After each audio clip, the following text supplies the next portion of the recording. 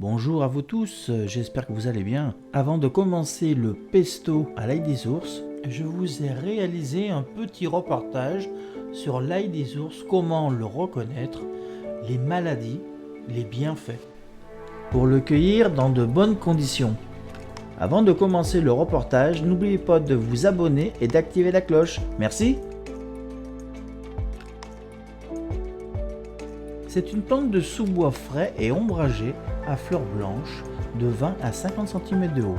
Lorsque son feuillage est légèrement froissé, il dégage une forte odeur d'ail. C'est une plante sociable qui forme parfois de vastes colonies dans les sous-bois frais et le long des ruisseaux. Les feuilles apparaissent en février-mars et les fleurs avril à juin.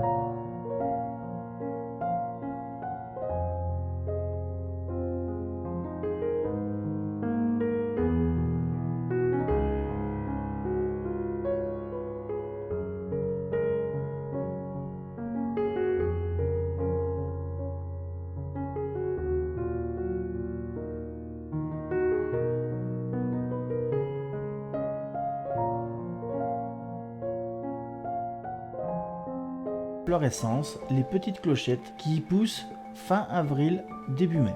Et si vous cueillez du muguet, pensez bien vous laver les mains, vous avez des risques d'intoxication. Et puis vous avez aussi le colchique. Ses feuilles sont beaucoup plus longues. Il a plusieurs feuilles, plus que 3, autour d'un fruit. Et comme le muguet, pas d'odeur d'ail.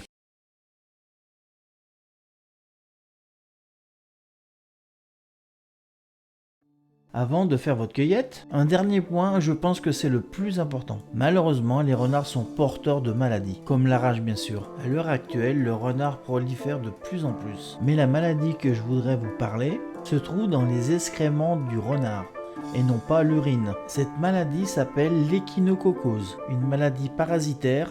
Au début, c'est un œuf microscopique, puis il devient un ver une fois la maladie contractée. Cette maladie se loge principalement dans le foie ou même voir le cerveau. C'est une maladie sournoise qui peut se réveiller de 10 à 20 ans après. Il faut savoir que c'est une maladie grave. En France, il y a 15 décès par an. Malheureusement, les chiffres sont en augmentation.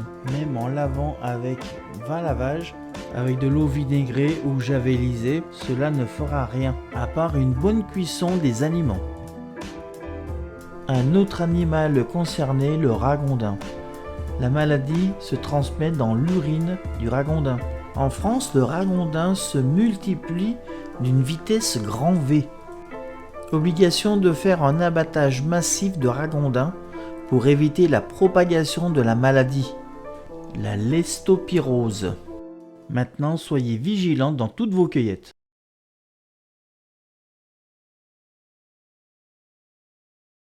C'est une plante très intéressante au niveau des bienfaits. Riche en vitamine C et carotène, l'ail des ours a une fonction de nettoyant du corps. C'est un vermifuge, un bactéricide. Pour certaines infections de la peau, elle a aussi une fonction drainante. Elle peut drainer certains métaux lourds. Elle a aussi le pouvoir de baisser la tension artérielle. Dans l'ail des ours, tout se mange. Les feuilles, la tige, l'inflorescence. Vous pouvez même manger le bulbe, mais bon, c'est un peu dur, un peu coriace. Vous pouvez faire également une petite cure de 2 à 3 semaines maximum, tout en mettant de l'ail des ours dans vos plats. Allez, place à la recette du pesto de l'ail des ours.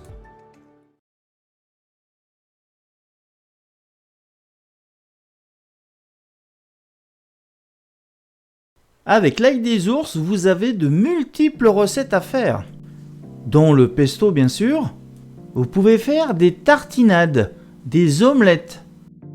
Et voici quelques exemples à vous proposer. Il ne supporte pas trop des cuissons importantes. Il va perdre sa puissance en goût. Maintenant, libre inspiration à vous.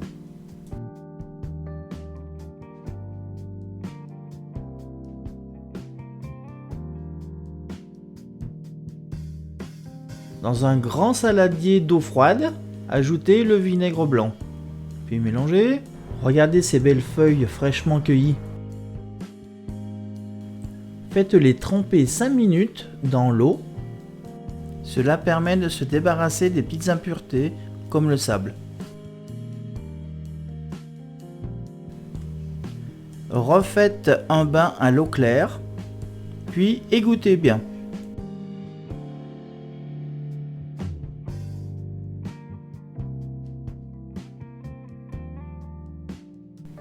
Dans un blender, ajoutez l'huile d'olive.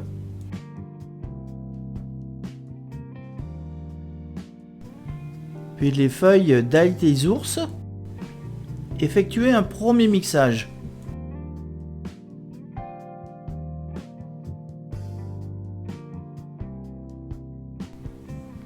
Ajoutez le parmesan frais. Puis mixez de nouveau. Ajoutez le sel. Vous n'êtes pas obligé de poivrer, mais poivrez à votre convenance.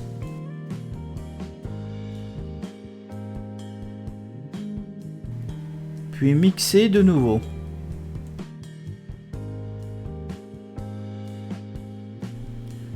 Vous devez obtenir une texture pommade et rectifier l'assaisonnement si besoin. Et puis c'est prêt.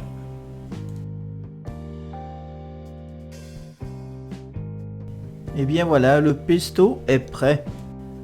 Vous pouvez le conserver 8 jours dans le réfrigérateur et vous pouvez aussi le congeler. Merci à vous d'avoir suivi cette vidéo un peu plus longue que d'habitude. J'espère qu'elle vous a plu. Et je voulais vous dire aussi que l'abonnement est gratuit. Et lâchez un petit like, ça ferait bien plaisir pour soutenir la chaîne. Je vous dis à très bientôt pour une prochaine recette. À bientôt, bye!